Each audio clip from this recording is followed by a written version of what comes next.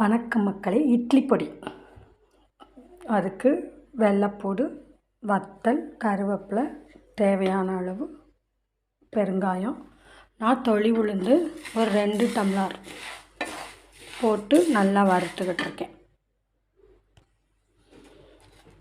நல்லா செவந்து வறுபட்டுருச்சு. இதை தட்டிட்டு அடுத்ததை வறுப்போம்.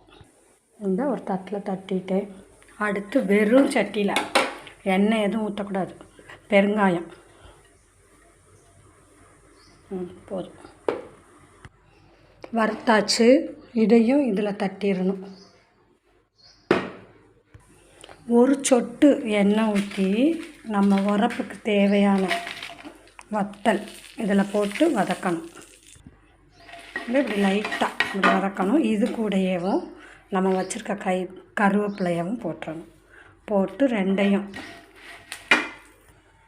இப்படி நல்லா ஒரு 2 செகண்டு வறுத்துட்டு, இதில் நம்ம கருப்பு எள் இருந்தால் வெறும் சட்டியில் போட்டு வறுத்து இதில் கொஞ்சம் ஒரு 4 ஸ்பூன் போட்டு சேர்த்துக்கலாம்.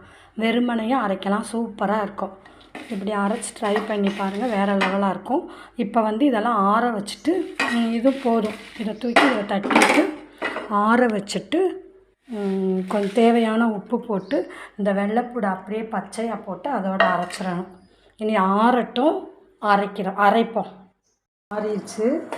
இப்போ இந்த வத்தல் இதுகளை போட்டு ஒரு சுற்றிட்டு அடுத்து இதெல்லாம் போட்டு சுற்றிட்டு அப்புறம் வச்சுருக்க அந்த வெள்ளைப்பூடையும் போட்டு உப்பு போட்டு அரைச்சிட்டு காமிக்கிறேன்.